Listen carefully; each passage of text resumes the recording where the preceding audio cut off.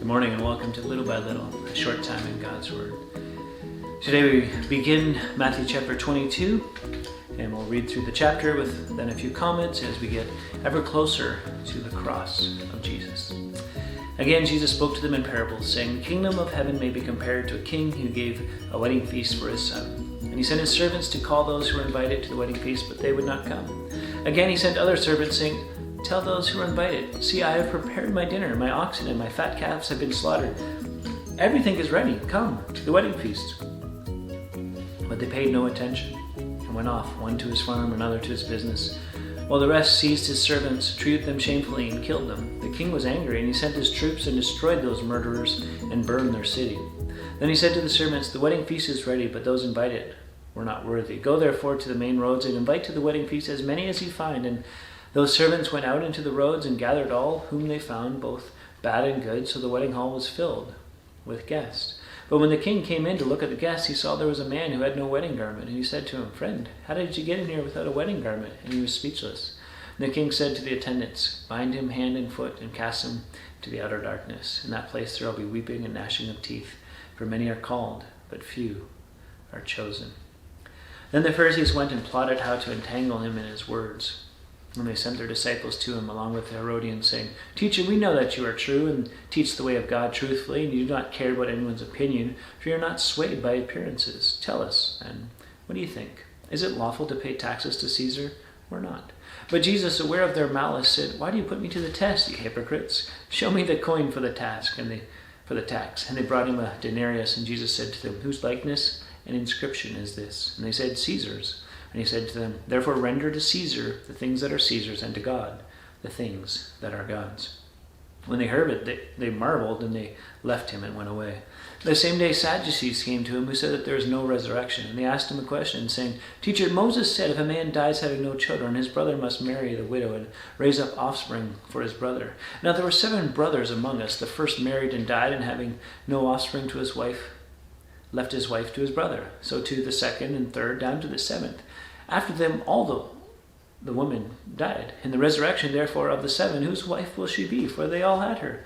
And Jesus answered them, 'You are wrong, because you know neither the Scriptures nor the power of God. In the resurrection, they neither marry nor are given in marriage, but are like angels in heaven. And as for the resurrection of the dead, have you not read what was said to you by God? I am the God of Abraham, and the God of Isaac, and the God of Jacob. He is not God of the dead, but of the living.' And when the crowds heard it, they were astonished at his teaching. But when the Pharisees heard that he had silenced the Sadducees, they gathered together, and one of them, a lawyer, asked him a question to test him. 'Teacher, which is the greatest commandment in the law?' And he said to him, 'You shall love the Lord your God with all your heart and with all your soul and with all your mind. This is the greatest and first commandment. And the second is like it. You shall love your neighbor as yourself. On these 2 commandments depend all the law and the prophets.' Now while the Pharisees were gathered together, Jesus asked them a question, saying, 'What do you think about the Christ? Whose son is he?' And they said to him, 'The son of David.' And he said to them, 'How is it then that David in the Spirit calls him Lord, saying, the Lord said to my Lord, sit at my right hand until I put your enemies under your feet? If David then calls him Lord, how is he his son?'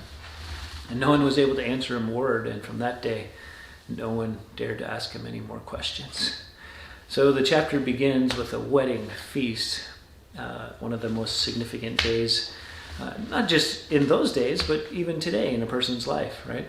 And so to receive an invitation to the wedding was a big deal, and they'd be waiting to hear when that day would come, and then they would be invited to come. You know, everything's prepared, everything's ready, come. And it's going to be several days long, the feast day, it's going to be great.